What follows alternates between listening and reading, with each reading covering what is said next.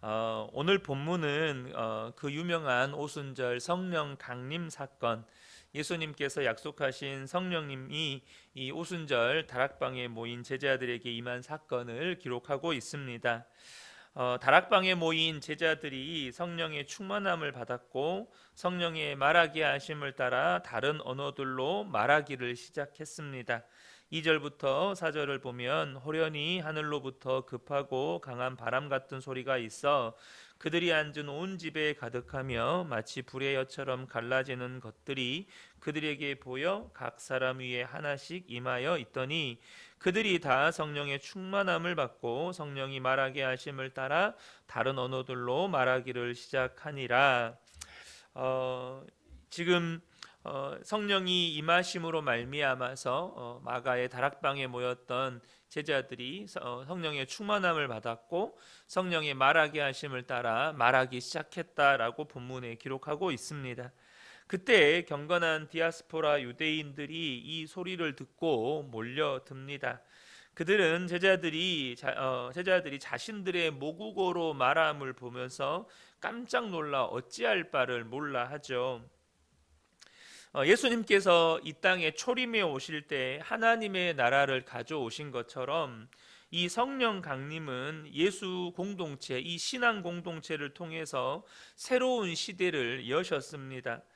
이 성령 강림 사건은 성령이 주도하시는 교회의 이 역동적인 구원 사역, 이 하나님의 놀라운 세계 복음화, 민족 복음화의 이 놀라운 이 사역이 시작했다는 것의 증거가 되고 온 열방이 이제 복음을 들을 수 있게 되었다는 것을 알리는 복된 사건입니다. 이 제자들에게 성령이 임한 사건은 오래전 이 구약의 약속의 성취이면서 또 예수님이 하신 약속의 성취이죠. 그런데 우리는 이 성령님에 대한 바른 이해가 필요합니다. 성령을 오해하게 되면 이 성령님이 우리 안에 임한 이 사건을 어떤 신비한 현상이나 혹은 은사 체험이나 혹은 어떤 힘이나 능력을 덧입는 것으로 생각을 하고 신앙생활을 할 수가 있습니다. 그렇게 되면 인격이신 성령님을 비인격적으로 대하게 될 뿐만 아니라 신앙이 잘못된 방향으로 빠질 수 있게 됩니다. 여러분, 성령님은 인격이십니다. 그래서 성령님은 우리와 교제하시고 또 성령님은 우리를 인도하십니다. 그런데 성령에 대한 이 잘못된 오해들, 성령에 대한 이게 그릇된 이해들이 성령님을 비인격적으로 대하게 만들었습니다. 그래서 이 단순히 성령님이 내 안에 역사하시고 성령님이 내 안에서 일하시는 것을 어떤 신비한 체험 혹은 어떤 은사 체험 혹은 어떤 능력이나 힘을 덧입는 것으로 이렇게 이해를 하다 보니 말 그대로 성령님께서 우리 안에 역사하시는 것을 남용하거나 오용하는 일이 생기는 거예요. 그래서 성령 받아서 어떤 은사를 경험하거나 은사를 받게 되면 그 사람은 말 그대로 능력 있는 사람이 되고 성령의 은사나 어떤 그런 체험이 없는 사람은 말 그대로 믿음 없고 능력 없는 사람이 되는 거죠. 한때 오순절파라고 하죠. 우리가 흔히 말한 순복음에서는 방언을 받지 못하면 구원받지 못했다고까지 가르쳤습니다. 그러니까 구원받은 증거가 방언이었어요. 그래서 이분들은 한때는 이렇게 예수를 믿으면 너도 나도 기도원에 올라가서 방언 받고 내려와야 그 사람이 진짜 예수 믿고 구원받은 사람이다. 이랬다고요. 그러니까 너도 나도 다 이제 교회 나와서 예수님 영접하면 다 기도원 올라가는 거예요. 여러분, 방언은 우리에게 참 유익합니다. 또 특별히 오늘 본문에 이 방언에 대한 기록이 있지만 여러분, 방언에 대해서 저와 여러분이 절대 오해하시면 안 됩니다. 방언이 구원받은 증거가 절대 아닙니다. 여러분, 구원받은 증거는 뭐죠? 저와 여러분이 예수님을 마음으로 믿고 입으로 시인해서 하나님을 아빠 아버지라고 부르는 그 사람이 구원받은 것입니다. 성경은 분명하게 우리에게 구원받은 사람의 증거를 바로 예수님을 마음으로 믿고 입으로 시인하고 하나님을 아빠 아버지라고 고백하는 것이라고 말씀하시지, 방언받은 것을 구원의 조건이라고, 구원받은 증거라고 말씀하지 않습니다. 성령님은요, 창조 과정에서 성부 하나님과 피조물을 연결하시는 그런 존재였고, 이후에 이 옛 언약 백성들이, 이 구약의 이스라엘 백성들이 잘 살아가도록 도와주셨습니다. 그러나 그때는 늘 함께 계시는 성령님이 아니셨고, 특별한 상황이나 어떤 하나님의 특별한 목적을 위해서 일시적으로 하나님의 택한 사람들을 도우시는 그런 성령님이셨습니다. 그런데 이제 이 오순절 마가의 다락방에 임한 성령 강림 사건이 우리에게 왜 중요하냐?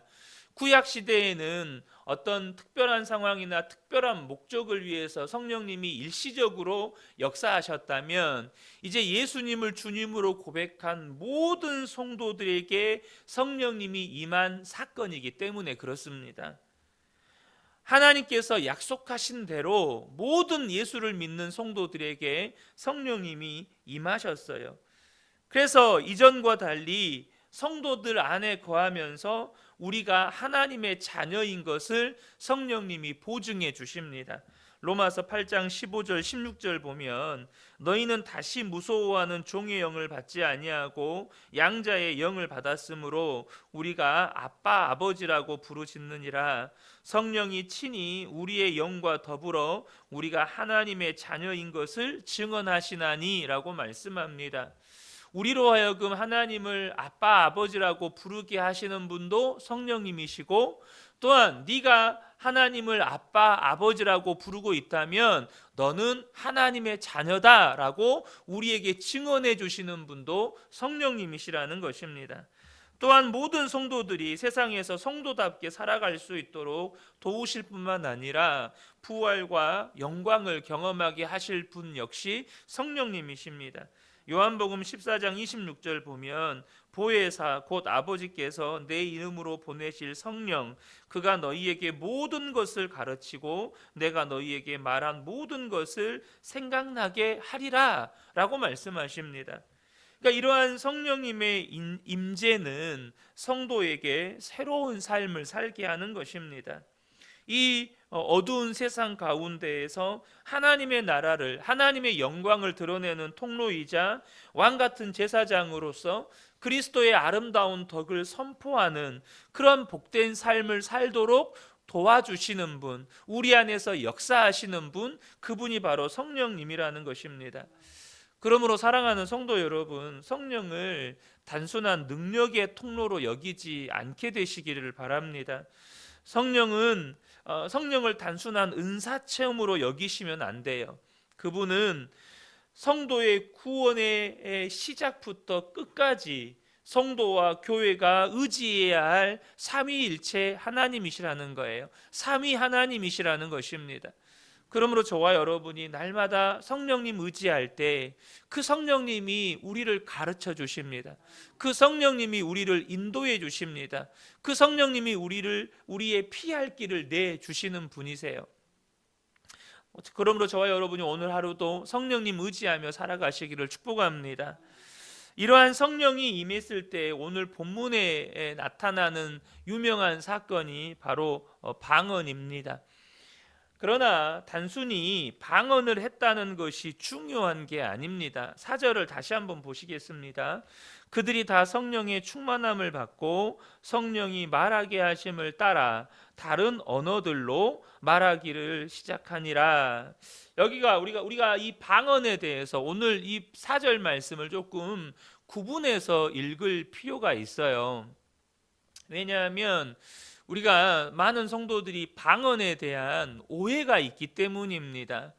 특별히 많은 성도들이 이 방언에 대해서 오해를 하는 이유는 뭐냐면, 이 4절 말씀에 다른 언어들로 말했다라는 여기에 많은 성도들이 집중하기 때문입니다. 여러분, 정말로 성령님께서 우리 가운데 방언을 주시면 우리가 이전에 사용하지 않던 다른 언어들로 말하는 방언의 역사가 우리 안에 있습니다. 그런데 오늘 본문에서 여기서 주목해야 할 방언은 다른 언어들로 말했다는 것에 강조점이 있지 않습니다. 이 오순절 마가의 다락방이 일어났던 그때 당시는요, 디아스포라 유대인들, 그러니까 이 디아스포라 유대인들은 과거 바벨론 포로나 아수르 침공 당시에 사방으로 흩어졌던 이 유대인들입니다. 근데 한 세대가 지나고 두 세대가 지나면서 그 흩어졌던 지역들이 오늘 본문에 나오거든요. 유대인들의 히브리어도 쓰지만 여러분 우리가 제 교포들 보면 해외 교포 2세대 3세대가 되면 여러분 한국어를 쓰는 게 편합니까? 그 현지어를 쓰는 게 편합니까? 그 현지어를 쓰는 게 훨씬 편하고 2세대 3세대 넘어가면 모국어는 거의 다 잊어버립니다. 잘 못 써요. 그러니까 지금 이 디아스포라 유대인들은 히브리 말을 거의 할 줄 모르는 그런 유대인들이 많아요. 그런데 지금 그들에게 이제 성령이 강림하셔서 저들에게 복음을 전해야 되는 거예요. 하나님은 이 성령 받은 이 120명의 성도들을 통해서 이곳에 모인 디아스포라 유대인들에게 하나님 나라와 십자가 복음을 전해야 되는 거예요. 그래서 여기에서 방언은요, 그 각 지역에서 몰려든 10몇 개국에서 몰려든 사람들의 언어로서 복음을 전해야만 하는 특수한 상황이었어요. 그래서 오늘 본문의 강조점은 어디에 있냐? 성령의 말하게 하심을 따라, 다른 언어들은 잠깐 배제해 두세요. 성령의 말하게 하심을 따라 말하기를 시작했다. 여기에 강조점이 있는 거예요. 그럼 성령님이 뭘 말하게 하셨을까요? 성령님이 뭘 지금 이 120명의 성령 충만 받은 이 성도들에게 뭘 말하도록 시키셨을까요? 어제 뭐 먹었는지 그거 말하게 시켰을까요? 11절 보시겠습니다. 11절 하반절에 보면 이제 그들이 방언으로 말하는, 자기의 언어들로 말하는 것을 듣게 돼요. 뭘 듣게 되죠? 우리가 다 우리의 언어로 하나님의 큰 일을 말함을 듣는도다. 뭘 들었어요? 하나님의 큰 일을 말하는 것을 우리가 듣게 되었다라는 거예요. 예수 그리스도의 십자가 죽음과 부활과 하나님 나라를 그 자기들의 언어, 자기들이 속해 있는 그 지역의 언어들로 말하는 것을 듣게 되었다는 거예요. 다시 말하면 십자가 복음을 그들은 이 120명의 성도들이 전하는 것을 듣게 되었다는 것입니다. 그러니까 여러분 중요한 건 다른 언어로 말하는 게 중요한 게 아니에요. 다른 언어로 말하는 게 중요한 게 아니고 성령님이 말하게 하심을 따라 말을 했다는 게 중요한 거예요.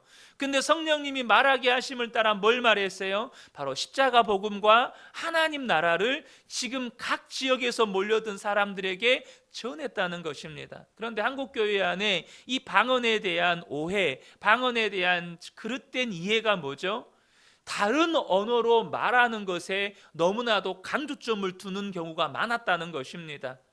그러니까 여러분 실제로 이전에 이런 무슨 부흥회 하면 방언을 다 할 수 있습니다. 저를 따라해 보세요. 할렐루야 할렐루야 할렐루야. 저를 계속해서 따라하세요. 그러다가 랄랄랄라 하면 그게 방언이다. 이렇게 가르치는 경우도 있었다고요. 심지어 한국에 정말로 세계에서 꼽히는 석학이신 그 신학자가 계십니다. 그런데 그 교수님은 방언은 지금 끝났다라고 말씀하시는 경우도 있어요. 방언은 끝났다. 물론 거기에 반대하시는 분들도 많지만 방언을 아예 끝났다고 말씀하시는 특별히 우리 교단의 유명한 교수님도 계십니다. 지금 제가 여러분들에게 방언이 끝났다, 아니다, 여전히 방언이 있다, 이걸 말씀드리려고 하는 건 아니에요. 이건 신학적인 논쟁이 있는 거니까. 그러나 최초의 신약의 방언 사건이 어디에 강조점이 있고 성령님은 왜 다른 언어들로 말씀하게 하셨는지를 저와 여러분이 이해할 필요가 있다는 것입니다. 그래야 우리가 성령님께서 주시는 방언을 받을 때도 우리가 바르게, 또 그 방언을 고린도 전서의 가르침대로 바른 목적대로 방언을 사용할 수가 있는 거예요. 교회의 유익을 위하여서, 성도 개인의 유익을 위해서 방언도 바르게 쓰일 수가 있는 것이죠. 이러한 성령을 통한 첫 증거는 지금 이 예루살렘에 모인 이 동서남북 각 지역에서 모인 그 모든 사람들에게 전해졌고, 그 안에는 로마에서 온 유대인들과 유대교로 개종한 사람들도 있었습니다. 그러니까 이 사건은 뭘 말하는 것입니까? 모든 사람, 모든 민족에게 복음이 전해지기를 원하는 하나님의 마음의 반영이고, 또 이후에 진행될 성도와 교회의 이 모든 이 복음의 증거 과정의 결과이자 청사진입니다. 이렇게 복음이 전해져야 하고, 이후에 보면 하루에 3,000명, 5,000명씩 복음을 듣고 주께로 돌아오는 놀라운 구원의 역사가 일어나요. 바로 이러한 복음이 전해지는 곳에서 이러한 역사가 일어나야 한다는 것을 하나님은 저와 여러분에게 보여주고 계시는 것입니다.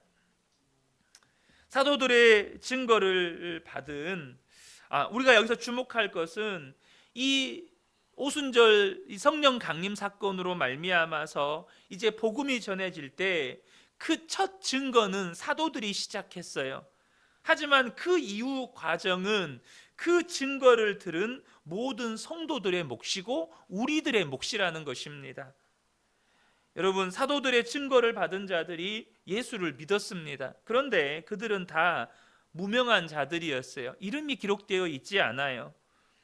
그러나 그들의 삶과 고백을 통해서 그들은 증인으로 살았고, 또 다른 자들이 그들로 인해서 주님을 알게 되었고, 그것이 오늘 우리에게까지 전해진 것입니다.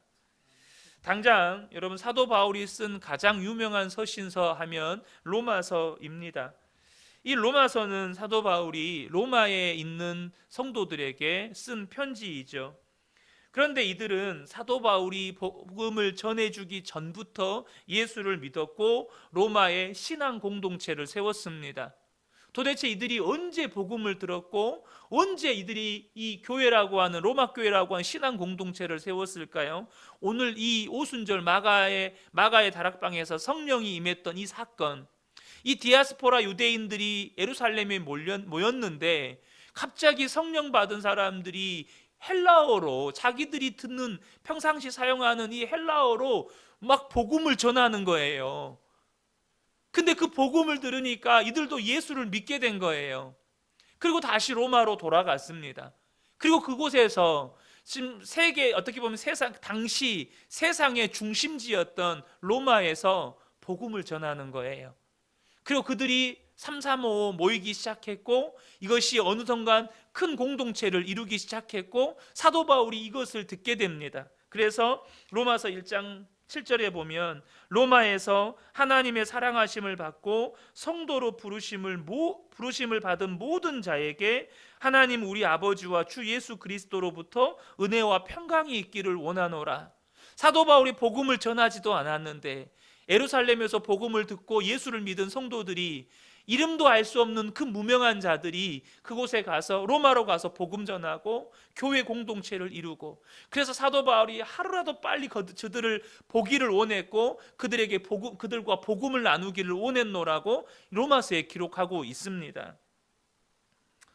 여러분, 이들 역시 이름이 기록되어 있지 않지만 무명한 그들을 통해서 로마에 복음이 전해졌어요.